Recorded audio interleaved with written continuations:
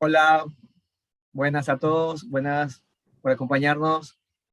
Bueno, el motivo de esta reunión es para presentar el primer libro de cuentos de Raúl Ortiz Bravo, escritor quiteño, ecuatoriano, quien eh, pasa de la poesía a la narrativa en esta obra, ¿no? Raúl ha sido muy conocido dentro del contexto literario por publicar dos poemarios, esto como antecedente. Este, el año pasado, a finales del año pasado, irrumpe dentro de la literatura con esta colección de cuentos de terror, ¿no? Que creo que están llamando la atención, por lo menos a quienes están accediendo al libro, ¿no? Yo quisiera acercarlos, bueno, antes de eso, quisiera decir que es para nosotros, como Cuerpo de Voces Ediciones, una editorial procedente de Manta, de Manabí, Ecuador. Es de mucho orgullo tener a Raúl dentro de nuestro catálogo editorial, un catálogo que se ha ido conformando en estos 2 años de actividades. eh, yo diría que por voces interesantes, ¿no? Cada una con un registro muy particular que creo que en su momento darán mucho de qué hablar dentro de la literatura ecuatoriana. Y esperemos que logren llegar fuera de nuestras fronteras, ¿no? Hay un textito que escribió la escritora manabita Erika Picosea en torno justo a la obra de Raúl, ¿no? Y dice así: Sueños Interruptus es una recopilación de cuentos con tramas sorprendentes, un sutil toque de perversidad y finales inesperados, casi imperiosa la necesidad de engullirte el próximo. Como buena consumidora de material de suspenso, terror y cosas relacionadas con lo paranormal, puedo decir que Raúl Ortiz Bravo se ha esmerado en su trabajo, extrayendo situaciones de la cotidianidad y haciendo que el lector no solo se sumerja en cada historia, sino que llegue a preguntarse si los hechos macabros no se han plagiado de la realidad, una réplica de situaciones que podrían ocurrir en la casa vecina, ahí donde un rostro no volvió a asomarse jamás por la ventana. Este texto también consta en la contraportada del libro de Raúl, ¿no? Bueno, sin más que decir, yo quiero presentar a Andrea Vázquez Freire, quien nos acompaña. Ella es licenciada en Ciencias de la Educación, mención Lengua y Literatura por la Universidad Central del Ecuador y magíster en Innovación en Educación por la Pontificia Universidad Católica del Ecuador. Es docente de Lengua y Literatura y ha sido parte de prestigiosas instituciones de enseñanza secundaria en la capital. Fue ponente en el 9º Encuentro Internacional de Docentes de Lengua y Literatura y su trabajo sobre el uso de las herramientas digitales en la educación se encuentra publicado en la revista Anales de la Universidad Central. Con el mismo fue invitada como seminarista sobre teatro en las aulas universitarias. Bueno, Andrea va a ser la primera de las presentaciones en torno a Sueños Interruptus, este libro que tiene la particularidad hoy de tener dos análisis, el primero a cargo de Andrea y el posterior a cargo de Alex, quien ya conoceremos en un momentito, ¿no? Entonces, nada, Andrea, te dejo para que nos compartas tu texto. Ok, muchas gracias. Buenas noches con todos. Qué bueno es estar aquí. Bueno, para presentar este libro voy a partir de las cosas que me encantan, que son los tres últimos cuentos de esta colección. Voy a empezar con un aspecto que creo que es el que va a vender muchísimo en el lector joven, y es el aspecto de lo sobrenatural. Y vamos a partir del hecho de que los estudiantes, por ejemplo, del medio en el que yo me muevo, están alienados totalmente por la tecnología, consumen imágenes y básicamente ellos creen lo que ven, ¿sí? No hay nada que ellos no expliquen científicamente porque bajo la modernidad y el acceso a información, todo para ellos es tangible, es real, se puede comprobar, es científico. Y tratar de entender en el texto una explicación mítica, una superstición, el hecho, por ejemplo, de que los abuelitos te digan, hay huacas, hay tesoros enterrados y que cuando estamos siendo tentados por ellos aparecen luces en las lejanías, nadie se lo va a creer, nadie se lo va a tomar en serio, es un vil cuento y es más de los malos. Ahora, el texto de Raúl hace de cierta forma que se vea muy real y sobre todo moderno, responde al contexto y al interés de alguien que vive en esta época, porque responde también a la rutina de alguien joven, que se puede identificar en muchos personajes, en su despertar sexual, en el deseo. Y aquí vamos a tratar de explicar cosas como en el cuento de los zapatos, la desesperación, la angustia, el deseo de crecer, de formar parte de algo que es mucho más grande, de salir de la parte monótona de la rutina, del no ser nada, del ser invisible, a el lado de la capital, donde todo es llamativo, este deseo de inserción. Y volviendo a lo sobrenatural, hablamos de estas líneas delgadas que separan lo irracional, lo inconsciente y lo intangible de los sueños. ¿Hasta qué punto es verdad y cuándo empezamos a soñar? Y es algo que vamos a encontrar en muchos de los cuentos de Raúl. Algo que también me gusta mucho es la presencia de lo mágico, la naturalización de lo paranormal. Es parte de la rutina y se asume como un hecho real. Sí, yo quiero enamorar a alguien, ese alguien no me corresponde, puedo hacer brujería, un trato con un demonio, este demonio va a ayudarme, es efectivo. Y no encuentro fallas en esa lógica, porque bajo la realidad de este texto todo es posible y está bien.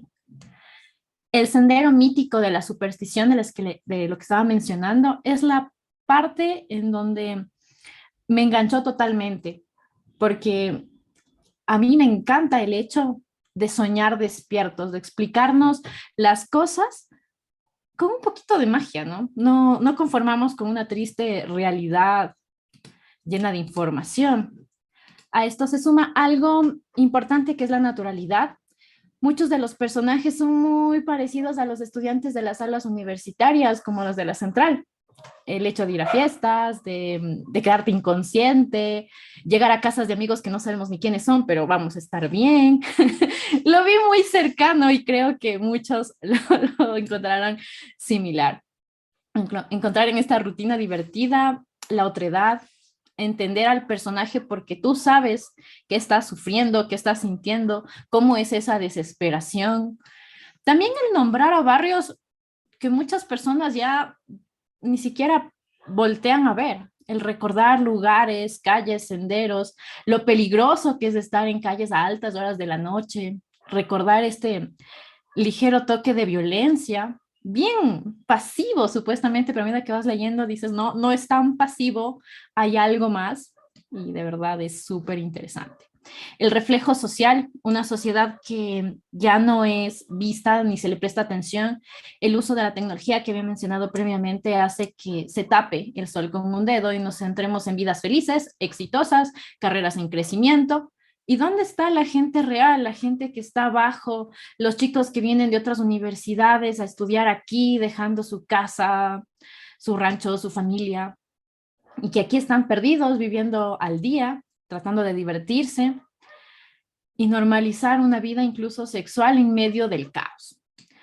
Esta realidad cruda que es tachada por los acomodados va desapareciendo en el día a día y aquí se retoma con fuerza el despertar, como les había dicho, de lo oscuro. Ahí viene la parte en donde yo colapsé. Muchos de los cuentos son de terror y son tan bien narrados. Y bueno, yo le había dicho a Raúl previamente, no dormí 2 noches, hay 2 cuentos que me aterrorizaron mal por lo real que me había parecido en algún punto. Hay un personaje, el de la enfermera, que yo me veía reflejado en él. A mí me habían pasado muchas de esas cosas. Algunos cuentos están encadenados con otros, así que fue como una secuencia de la historia. Y en este caso, los accidentes de los niños, las manos licuándose, es algo real. Cuando tienes un hijo, sabes que eso puede pasar y no es tan, tan amable de ver. Como ves en el texto, esto de lo fantástico y lo real está en un excelente equilibrio, así que muy bien. Vamos por la siguiente parte que creo que los lectores van a disfrutar mucho entre lo oscuro, lo de terror, la fantasía. Es, es la parte oculta del deseo, esta necesidad de imprimir en la praxis lo íntimo y que puede ser cuestionable por la sociedad, ¿sí? El deseo oculto que todo el mundo quiere cuestionar, quiere satanizar, se vuelve impúdico y que aquí es ampliamente abordado, se desata, tiene una razón de ser y las consecuencias pueden ser buenas o malas. Así que estoy muy contenta por este texto. que algo te quite el sueño y te lo interrumpa, bien dicho es este título, cumple su cometido, así que felicitaciones, Raúl. Espero que todos puedan disfrutar del texto, de divertirse, de sufrir y de seguir de cerca a cada uno de tus personajes. Gracias, Andrea. Gracias por ese análisis. Bien, muy bien, muy bien. Bueno, quisiera eh, darle paso a Alex Pico Aguilar. Él es licenciado en Ciencias de la Educación, mención Lengua y Literatura por la Universidad Central del Ecuador. Ha realizado sus estudios de cuarto nivel en la Universidad Andina Simón Bolívar. Es docente de Lengua y Literatura en el Colegio Liceo Campo Verde. Ha realizado labor de gestión cultural y sus trabajos de crítica literaria han sido publicados en medios alternativos del país. Nada, Alex, totalmente la bienvenida para que nos acompañes con este segundo análisis en torno a sueños interruptos. Dale. Gracias, es un gusto estar acá otra vez. Creo que el anterior libro de Raúl lo presenté también, entonces es un poco eh, estar aquí acompañando a Raúl también en este proceso de publicación. Tener 3 libros no es fácil, es complicado. Entonces, mi presentación es un poco más modesta. Yo preparé algo que es un análisis muy general del texto. Creo que Andrea dijo muchas de las cosas que son importantes dentro del mismo. Yo solo quisiera agregar 2. Sí, la primera es la familiaridad que te da el texto. Y la segunda, ligado a esa familiaridad, es las resonancias anecdóticas de la vida cotidiana que compartí con Raúl. Entonces, eso es muy interesante de encontrar en el texto. Es como un desdoblamiento de personajes y encontrarse a uno reflejado de muchas maneras dentro de la historia. Entonces, en el lado de la familiaridad, algo que me llamó mucho la atención del texto de Raúl, eh, no sé si se fijaron todos, pero están asentados siempre en una casa. Es algo que me pareció muy interesante, porque dentro de la familiaridad, dentro de la cotidianidad, dentro de la seguridad que implica el hogar, es donde se desarrolla todas estas historias, va interrumpiendo la oscuridad, los aspectos negativos del ser humano, sus vicios, sus deseos. Entonces, esa familiaridad me llamó mucho la atención del texto de Raúl. Y en cuanto a la cuestión anecdótica, creo que todos en esta ciudad, incluso los chicos que están ahora ligados a la tecnología, han estado cercanos a lo sobrenatural, si se quiere, o a la idea de lo sobrenatural. Es algo muy común encontrar las leyendas acá en Quito, encontrar las iglesias que tienen esos elementos oscuros y que nos dejan siempre preguntándonos qué hay detrás de. Yo creo que todos los que han estado acá han estado ligados a esa fantasía, entre comillas, que implica la realidad cotidiana. Entonces, de hecho, quisiera agregar una cosa. El otro día estaba hablando con una compañera de trabajo que es de Brasil y ella me dijo algo muy similar. Dijo que en Brasil no se siente la misma cercanía que tienen las personas con este lado espiritual o con estas otras formas o otros planos, entre comillas, que podrían existir dentro de esa realidad cotidiana. Entonces, quisiera agregar esto que había preparado para Raúl para finalizar mi intervención. Sueños interruptus, como una doble seña a la sexualidad y a los monstruos de la razón, es un título que cumple lo que promete. Los cuentos se aglomeran en una sucesión de acciones que ofertan una lectura completa de corrido. El lector, por otro lado, tiene que buscar un asidero que lo sostenga en la variabilidad y alternancia del enfoque de cámara narrativo. Los personajes que recorren las calles de este texto tienen nuestros rostros. El terror se mezcla con lo escabroso de la cotidianidad de aquello que se esconde en los recovecos de esta ciudad. Los monstruos, brujas, brujos, fantasmas, maldiciones desdibujan sus formas en los subrepticios territorios de la mente. Sí, en el texto toman forma y cometen actos atroces, pero su humanidad se mantiene. No son un solo producto de la fantasía, un resultado inverosímil de nuestros miedos, sino que están íntimamente ligados a los aspectos más humanos que poseemos. El rencor, el deseo, el amor, la adicción son la fuente de la que emanan estas historias. El texto es un trabajo a pinceladas que amolda una realidad en la que el lector verá con los ojos de lo abyecto y encontrará su imagen en el espejo. Eso es lo que quería agregar sobre el texto de Raúl. Muchas gracias. Gracias, Alex, por tu intervención.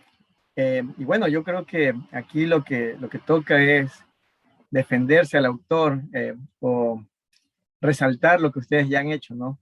Bueno, para eso yo quisiera presentar a Raúl, más allá de que ustedes ya lo conocen, ¿no? Y muy bien. Raúl Ortiz Bravo es licenciado en Ciencias de Lengua y Literatura, graduado en la Universidad Central del Ecuador. Fue miembro de los talleres literarios de la Casa de la Cultura Ecuatoriana, bajo la dirección del escritor Diego Velasco Andrade. Su primer poemario lo publicó en el año 2011 como parte de la segunda Feria de Editoriales Cartoneras y Artesanales. Su segundo poemario, Voces Paralelas, lo publicó mediante la editorial Chacana en julio del 2020. Ha escrito además en los géneros de novela y cuento, y en este último, la revista colombiana Alas de Cuero publicó su cuento La Abuela. Este mismo cuento también constó en una antología, en la antología de terror que convocó el año pasado. Convocaron dos editoriales, la editorial, bueno, se me van los nombres de la editorial. Son dos editoriales ecuatorianas, y eso que me publicaron en una. Disculpen, el interruptus. Bueno, en todo caso, es bueno que el cuento La Abuela conste en estos dos muestras del género, ¿no? Entonces ya habla mucho de ese cuento que ha estado ganando lectores muy independientemente. Y nada, Raúl, yo quisiera que dijeras algo y sobre todo que nos compartieras algo de tu obra hoy día.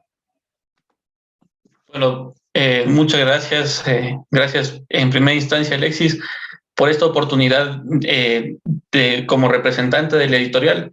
Es oportunidad para poder publicar, dar a conocer la literatura, cosa que por demás a veces es bastante compleja, ¿no? Creo que de tu parte hubo ese salto arriesgado al momento en el que te envié una primera muestra textual y luego te envié un borrador completo, que fue tu riesgo al lanzarte al publicarlo. En ese sentido, muchas gracias, porque no cualquiera lo hace. De pronto sí tuvo cierto impacto estos textos, ¿no? Lo que me hace sentir bastante motivado a seguir escribiendo en este género también, en cuanto a la narrativa. Gracias a Andrea, Alex, porque son dos apreciaciones que en realidad me hacen tener un impulso bastante grande. Ese impacto que ha generado en ustedes como lectores algunos cuentos. Creo que en general a veces algunos cuentos han tenido más pegue unos que otros, pero más que todo ha dependido de lectores, ¿no? Como decía Andrea, hay algunas cuestiones que dependen mucho de aquel bagaje tradicional que podamos tener en nuestro haber. Pero también, como lo decía Alex, también depende mucho de esas otras vivencias que rompen lo cotidiano del hogar, sino que son más bien como unas aventuras que se viven y están ahí como eco del pasado. Entonces, les agradezco mucho, Alex y Andrea, por esas apreciaciones que nos han dado, porque el hecho de que uno intente escribir algo de terror, a veces tiene esa duda de realmente generará ese impacto en los lectores.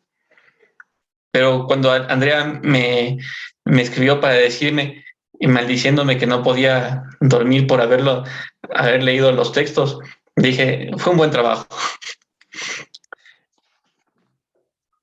Desde una perspectiva de escritor, realmente creo que todo trabajo es perfectible, ¿no? Y que en realidad aún queda mucho por recorrer, que hay muchas historias por contar, mucha poesía todavía que quisiera seguir sacando incluso.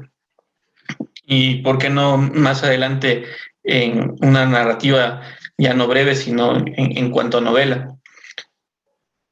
Ojalá se dé también la oportunidad para seguir en ese camino. Entonces les voy a leer el día de hoy el cuento Gargantillas. Fere, es la primera vez que te escribo por el puro gusto de contarte algo. Ya no te inventaré historias para acostarme contigo. ¿Te acuerdas?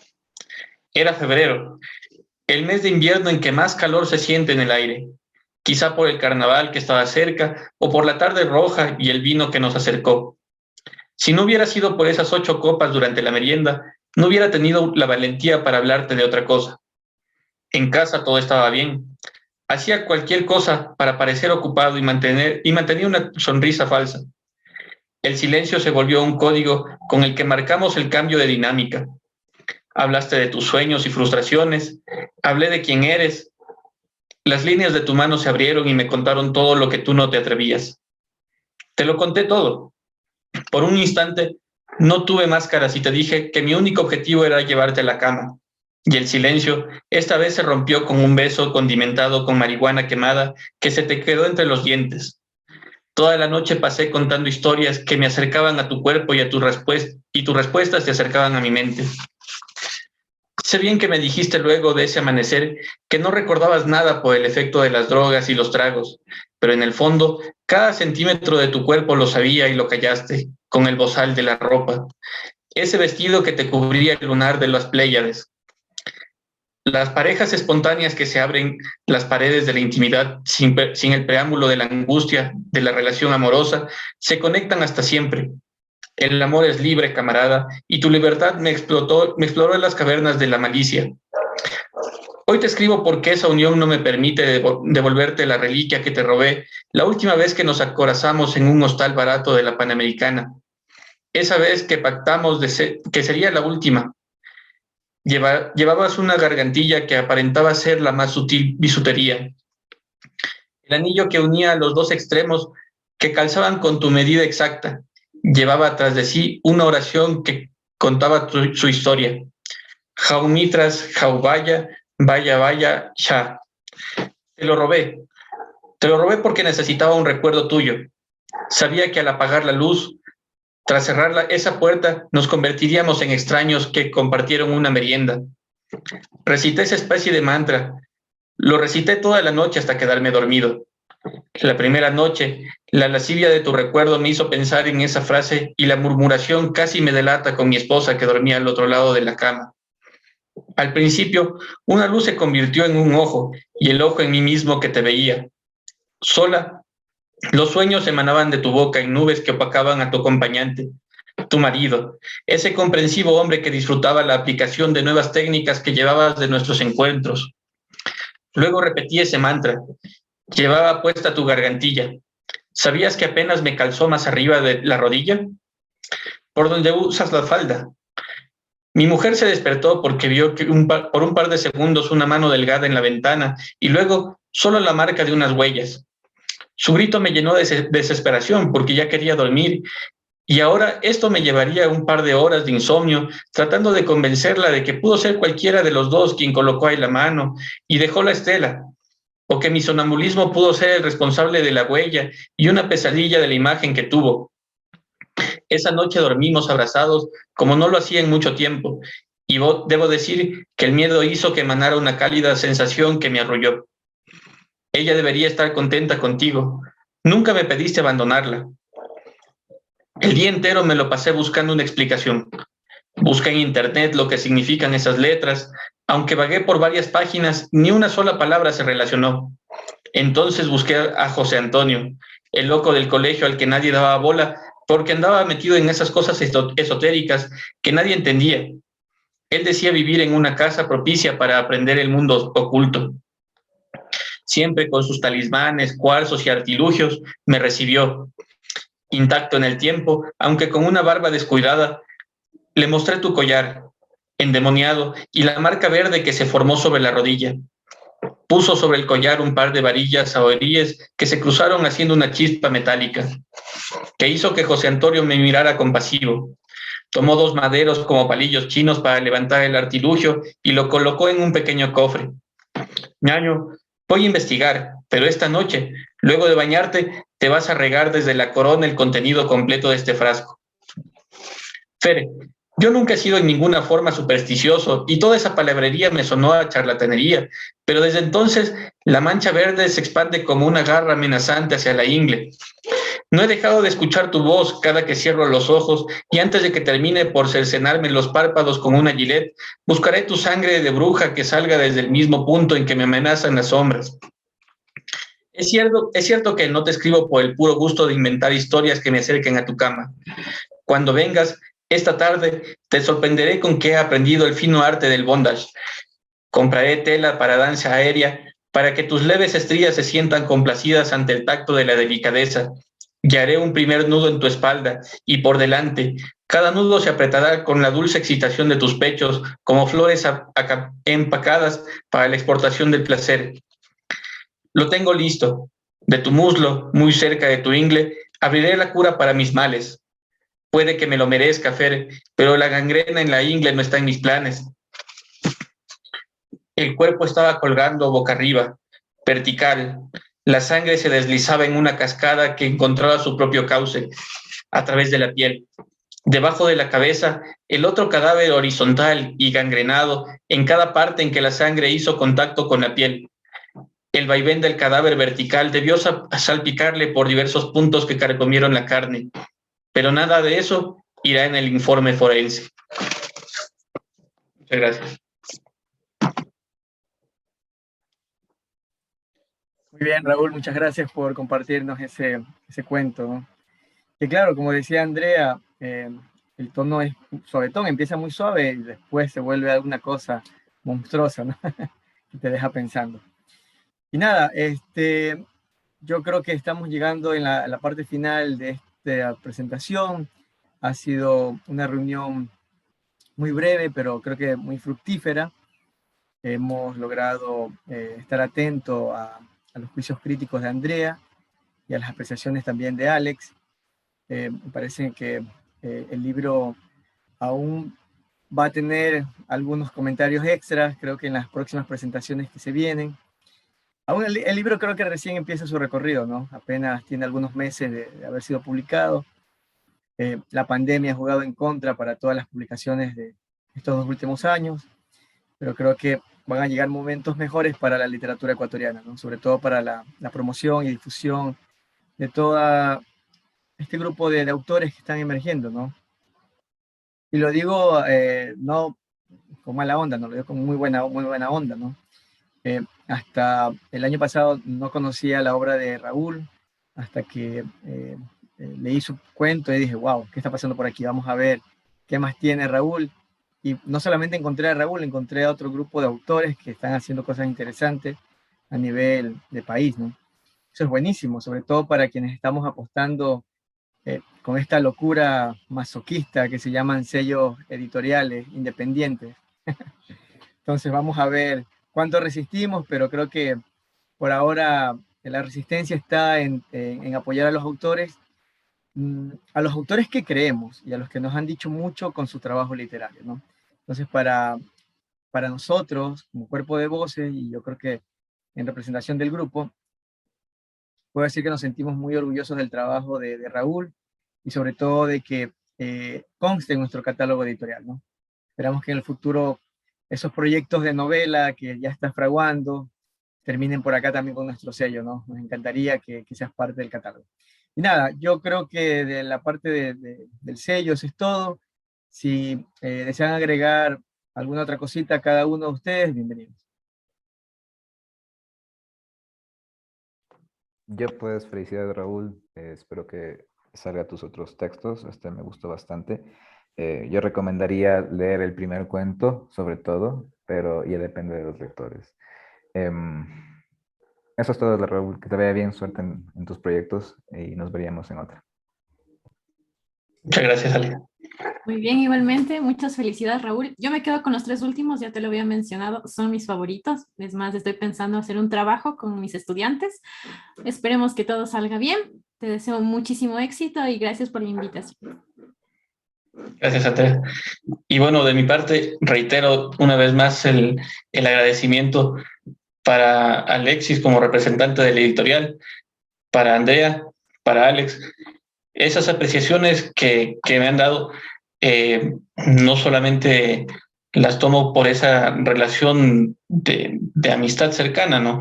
Sino porque he confiado en que ustedes tienen una visión bastante objetiva de la literatura y que sus críticas son bien recibidas siempre por ese profesionalismo que tienen siempre en torno a los textos. Y bueno, como Alexis ya me dio chance, ahora me pondré a escribir para, para aprovechar esa apertura y seguir publicando, ¿no? Por lo pronto, tengo un poemario que se llama ¿Quién se comerá los gallinazos? Que estoy revisándolo todavía para ver si es que hay oportunidad de sacarlo más adelante. Eso es todo. Muchas gracias a los tres. Listo, pues muchas gracias a todos por su participación y nos veremos en una próxima oportunidad, ¿no? Pasen bien.